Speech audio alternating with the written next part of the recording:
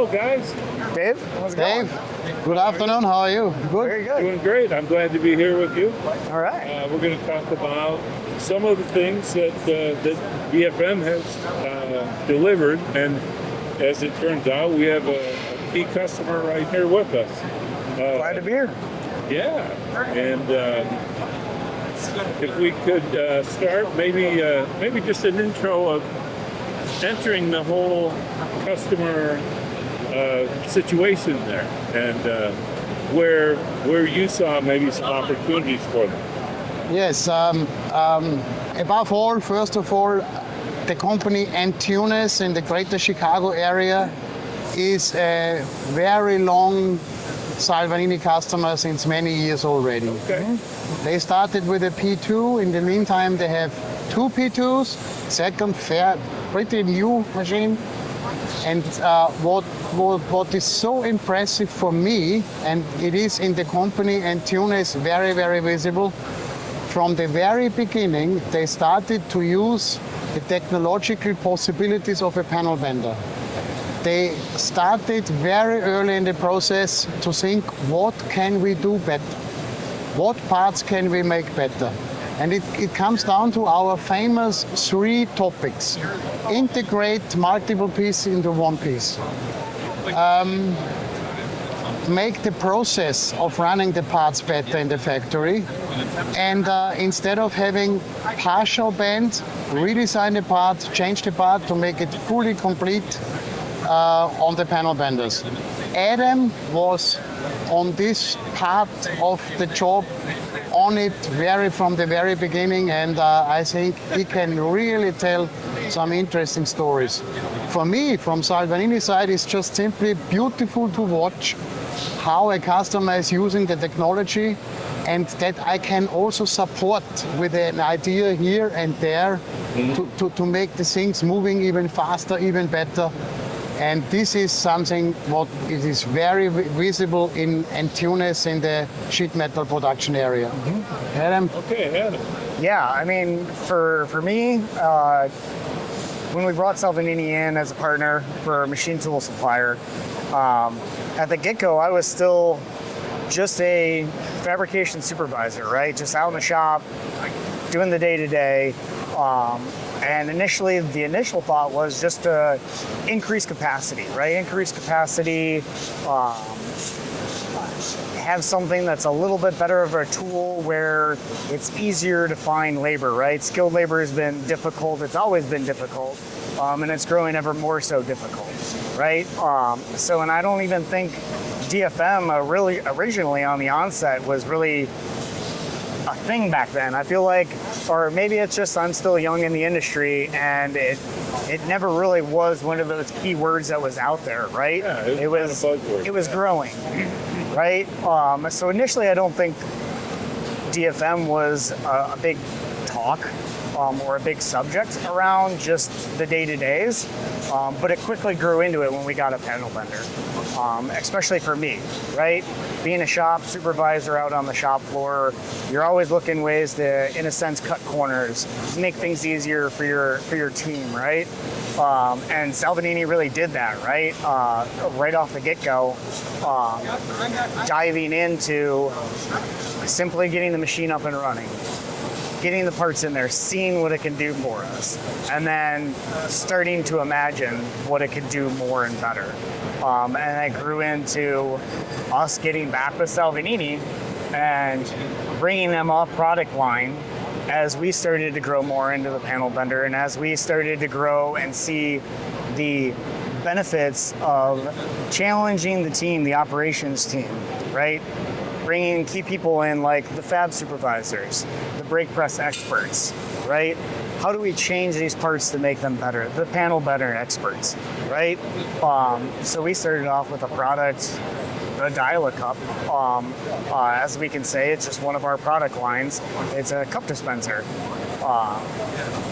It is a thinner sheet metal part component. It had tap tools. It is always prone to stripping those tap tools when you go to the assembly process. And it was a box. It was a panel, right? The construction was box, panel. perfect for what Salvagnini does and what a panel bender can do, right? But it was still a very simple product. We actually, what people typically don't like to do in DFM is make things more complicated, right? Add more bends, add more features to the forming, right?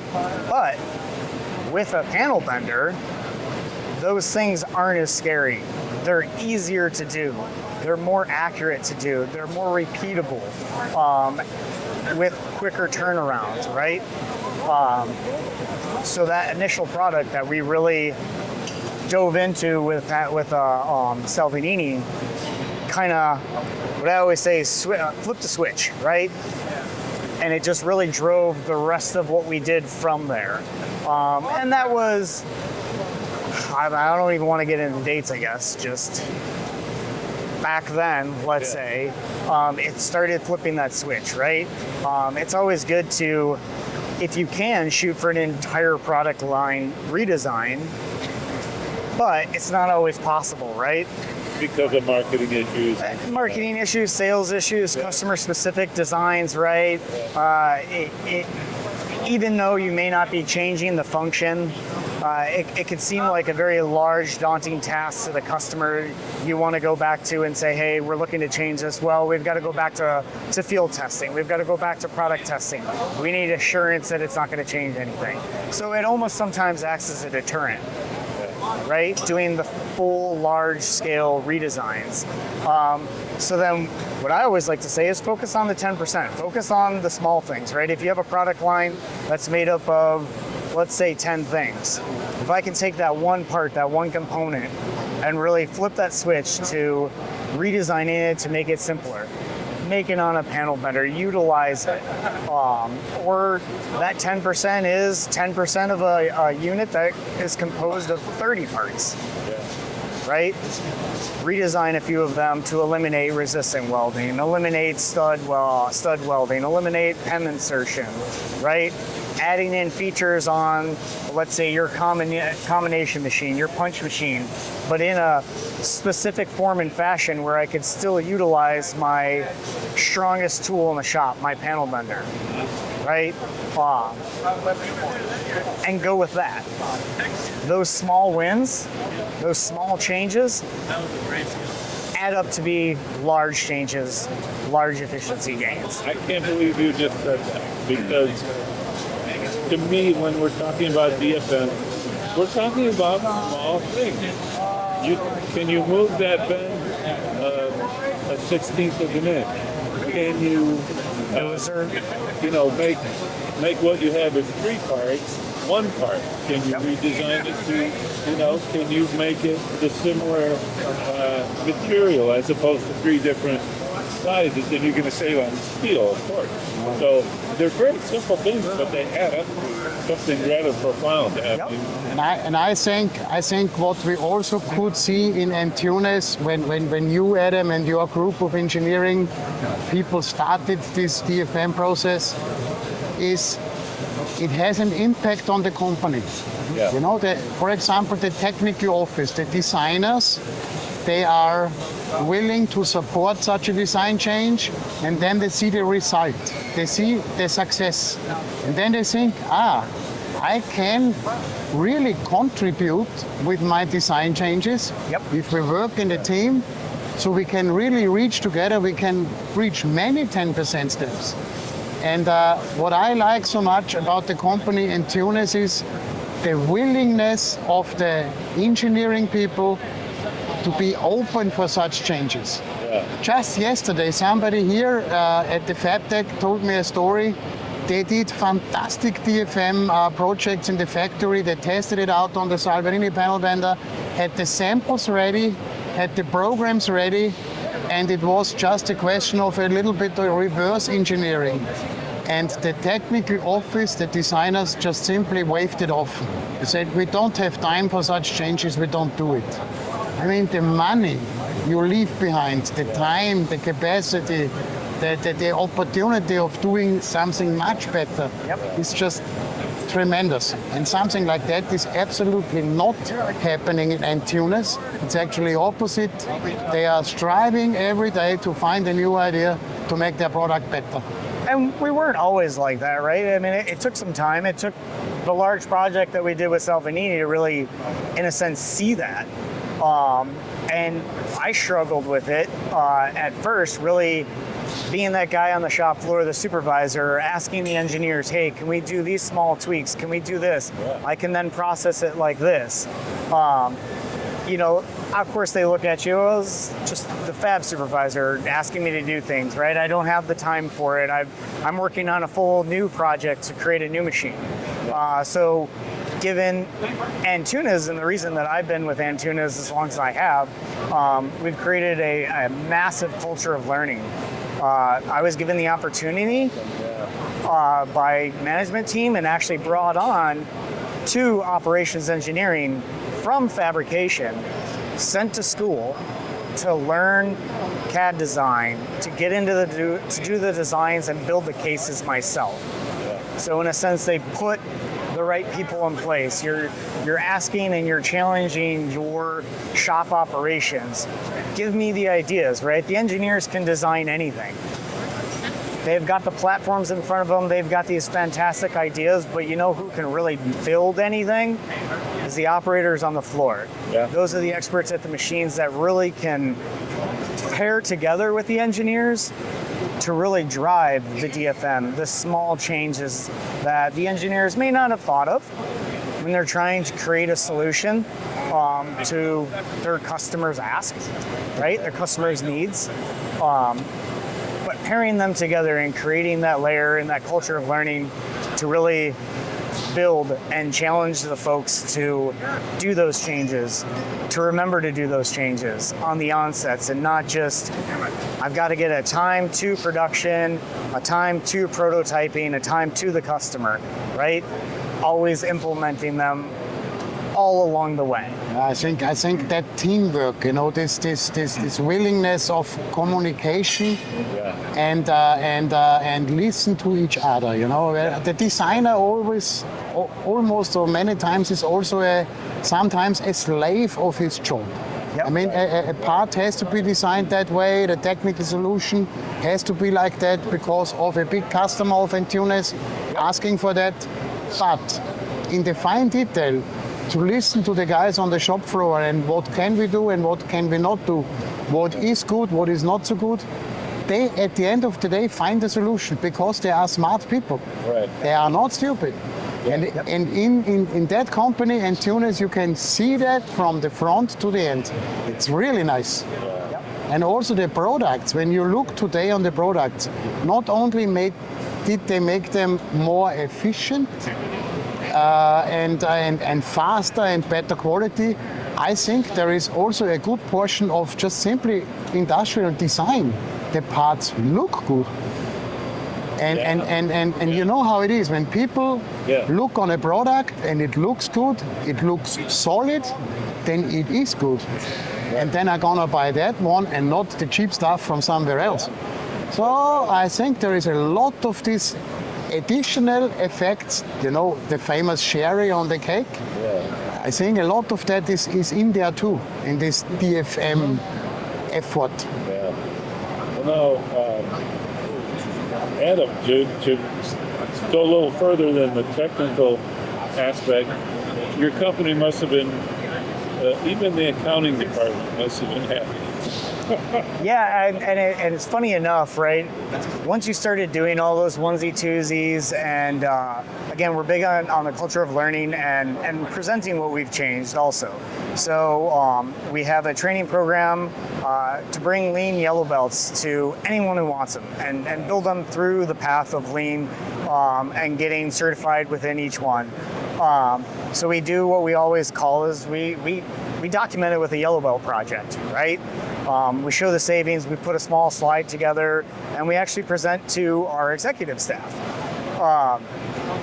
Now it's harder to do because we've been doing more on the design side and the upfront side, right? So it's been harder for us to track.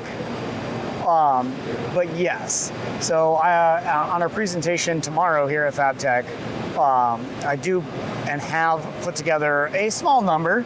I mean, it's not necessarily small, and it's only about 5 years worth of data that I kind of brought back together because it's all piecemealed. But a savings of close to north of $400,000 just with some of these small Impressive. 10%, right? Impressive. If I can change one part a month and get 12 parts, and even pull out a dollar or two in processing by eliminating 2 spot welds, Right. and now I'm snapping something together. Decreasing material thickness. Each material thickness, now it varies for everyone and your purchase power, I guess, behind it. But for us, an average of 25% roughly per gauge. If I can increase or add a form feature, a bend, more efficiently on a panel bender than I can on a brake, and decrease my material thickness because of this, there's 25% of your material cost. So I pulled out $1 of a part. Doesn't seem like a lot, but I'm running thousands of them. Yeah. If you do, And I if do you that- 10,000 parts, $10,000. I do that to 12 parts throughout the year. Those dollars add up really fast, right? Exactly. And sometimes it's hard to sell that to our salespeople. Yeah. Because, well, I could go to the customer and let's say it's outside panel, and we simply want to change the aesthetics slightly from a radius to a 45-degree angle, right? Something small. Yeah. Well, I can pull out this small dollar amount. Maybe it's $2, maybe it's $3, whatever that dollar amount is. The sales team's like, well, it's not, but yeah. Think of how many we're going to sell to the customer this year, next year, the year after that. Yeah. It's big enough to even give them potentially a price cut, Right. Yeah, you price make it. You win on increase. competitiveness. Yeah. a price Definitely. increase avoidance for that next year Right. with a small, simple change. And it's sometimes still difficult because you got to go back. Maybe they want you to do product testing. Maybe it needs to go through the approval process, and it takes 3, 6. And the sales team's like, well, it's only $3 or $4. We're presenting the ideas. We can show you the number at the end of the day. And if we do 12 of these a year, I can buy a new machine. I can make the shop even more efficient, right? I can get into new technology and challenge my operations team and my design team even more with the money that we save and reinvest back into the operations team. Now that 400,000 was over what period of time? Like Roughly 5 years. 5 years. Roughly 5 years, and it was a little bit of, and it wasn't everything. I'm sure it wasn't everything, but it was really what was documented well. Yeah. Plus a small number that I estimated for things that we're starting to divert in the small team that we built in operations engineering, which is made up of what I always like to call the group that is the best of the best of the best, right? We created a prototype room not only for rapid response in the prototyping to get product to our customer fast and efficiently, but to push back on the engineers, to remind the engineers this one small change that we can make here in the prototype room is one less change that we have to propose back to the customer on why we want to change it, or the sales team why we want to change it. So we're doing that ahead of time now, which we started building our operations team probably about 7 years ago when we expanded the company, and I expanded with Salvanini by bringing in another P2 with showing those savings on a lot of those small DFM projects, as well as the big one that we did. We brought on the team and really started challenging, holding our own. It was just designed for manufacturing, small internal discussions that our team held with engineering and brought in operations to talk. Yeah, that is great. And we're not going to ruin your thing tomorrow. I won't have this video up until after Yeah. the show.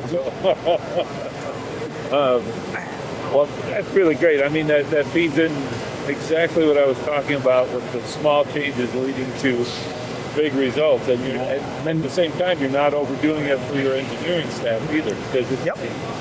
Yeah, I mean, now that we talk about this DFM topic, it's for me impressive how many parts and facets of the company is touched. I mean, we talked about quality, we talked about cost reduction, efficiency. So the whole manufacturing process is benefiting. Yep. The accounting is benefiting, we learned. Yeah. right? And even the sales guys, because they have more competitiveness on the market, because they have a little bit more leeway on the price if it comes down to Yep. hard negotiations, because the company has built, Adam and his team has built a little extra safety Safety net, right? safety net for the competition. So I think this is really impressive. The whole company really is touched from it, just by doing a few design changes. Yeah, just rethinking how you approach stuff. Really, is really what it is. And you know, you say it's DFM. I say it's just simple common sense. If you're a builder, if you've ever built, if you've engineered something, if you've designed something, you know, you always think of those small things and those people that can get into a room if you don't have all the experience, right? Like I said, I got sent to engineering school virtually, you could say, and now I have done it all, Yeah. right? So you may not be able to do that, but if you can bring all of those people together to simply be in a room and discuss and do it quarterly, do it monthly, do it yearly even, just to get those heads together, you'll gain a lot. And even if it's just a lot of the little ones, because the little ones make the big ones. That's the thing. I mean, we've reached a point, I think, in fabricating where it's not, there are no huge earth-shattering changes anymore. Nope. And we look for the spots, and you have, you look for the spots where we can make those little changes. And over time, like water wearing away a rock, you know, those changes and the savings that you talked about. Oh, Yeah, yeah. amazing. It's a lot of motivation to it to do it. Yeah. That's what I'm saying. That the little story I told before about this company not willing to make changes because we have no shame. time. We always did it that way. Right. This is the worst thing somebody can say, and you are doing not a good thing to your company. Yep. It is actually you damage your company saying that. Yeah. No, let's do it different. You got to be Let's open think to about breaking that cycle. it. Yeah, because otherwise you never get better. You talk to so many people out there. Have you had people that say don't want anything to do with DFM? Absolutely, and more often than we could think. Yeah. And not only in the United States or in Canada, Yeah. especially in Europe. You know, Okay. Germany is a super big industrial country with a lot of engineering, but also in Germany and in Austria, my own country, you have resistance when you say, why don't we make this whole thing new? Yeah. Let's make it new. And fortunately, it's developing to the better.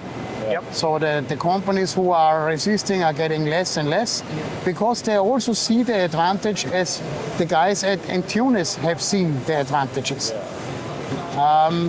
Right now, I'm working on a fantastic project in Sweden. It is about a completely new generation of elevator doors, and the world has not seen such an elevator door yet. All right. First samples will be running next month in November, Okay. and this is just an example like Entunis. They are tired of their old parts, of their old products.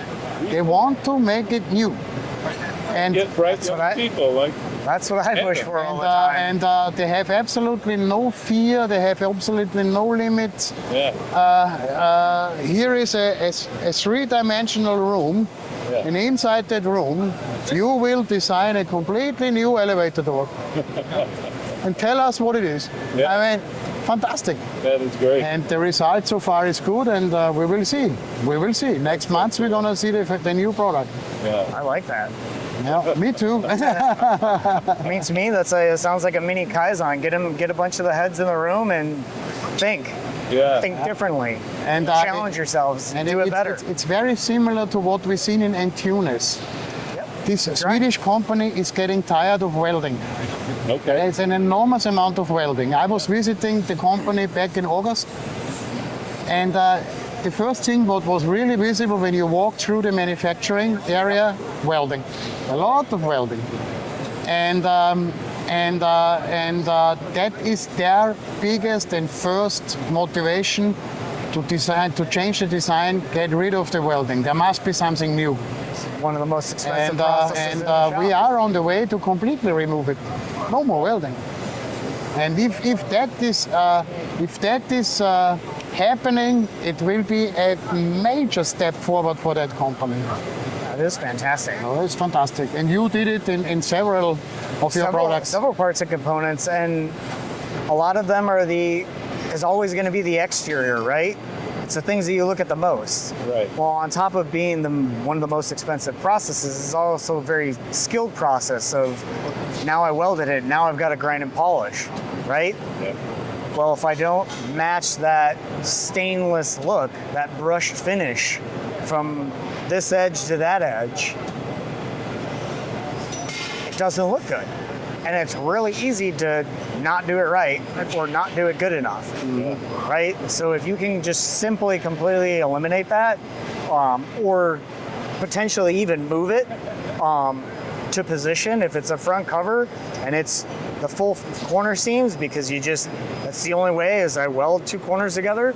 Well, if I can roll those edges, if I can move that to a different area, you benefit. But if you can completely eliminate it, there you go. You take 50% out of your individual component, right? I mean, that's 50% of the cost there. And that's what we've seen. So yeah, we always push to eliminate welding, and not only TIG welding, MIG welding, whatever the welding, but resistant welding as well. Because again, it leaves blemishes. How do you hide them? Can I hide them? If I can't hide them, I want to eliminate them. Yeah. Another experience I made the recent years, let's say the recent 2, 3, 5 years, the discussion and the topic of DFM, design for manufacturing itself, is becoming more and more common. Yep. Feels like it. This year I'm doing what I call the exhibition tour through the world. I was 2 weeks ago at the MagTech exhibition in Istanbul, Oh, Istanbul, yeah. Turkey. Yeah. Now this week we are in Orlando, Florida on the FabTech. The next week we are at the Eurobrag show in Hanover, Germany. Yeah. And also here in Orlando, customers are asking us about design for manufacturing. What can we do to optimize that part on a panel bender? Yep. What can we make new? Yeah. And so I think it's coming more and more common. So like we said before, the resistance against it is shrinking. Yeah. Good. Those customers, companies are seeing the benefit. Yeah. Yeah. So that's very positive. Yeah. And it's like I said earlier, right? It wasn't really a thing when we first got our panel bender, right? At all. And Because It wasn't there are even a other discussion. changes that were happening that were delivering good things, and no one thought of that yet because it wasn't time for it, right? Yep. Yeah. Yeah. Yeah. So And now it's hard to ignore it because, again, I go back to it's common sense, right? Design for manufacturability, right? Yeah. Design for manufacturing. Use the technology, use the tools, challenge the people, think in a different manner. what I also There's ways see, around it. what I also you're see is Salvanini as a company is understanding that too, and is seeing that too, and is growing the DFM capabilities and the DFM capacities. DFM means that you travel to customers. So I go to Chicago and see Adam if there is a completely new idea popping up. That is time and capacity, and you need great people and capacity. And also programs, like the famous rethinks we talked about in a recent interview.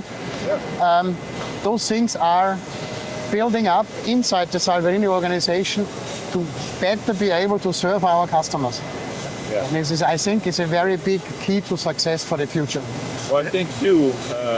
I'm not sure how far along you are in all the DFM activity, but each one of these things is its own case study, and that gives you a lot of data to work with, so that the next customer that you go visit, you have that much more tool and Experience already, yeah. Yeah, more ideas, more case studies that you really have reviewed, and you really retain the knowledge, and you can apply it anywhere else. You're right. And I think that's why it's been so easy for us to work together. Yeah. Is because our ideals and our visions are very, very much identical. And it's been a fantastic mesh, right? And we've worked together, we've built off of each other.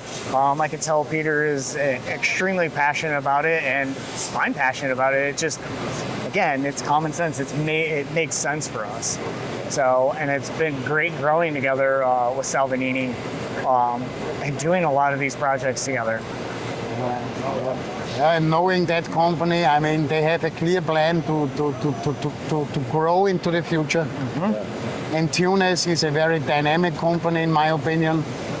And there will be more products they're developing, and they will be designed for panel bender because they will be run efficient, kit production, one-piece flow. Yep.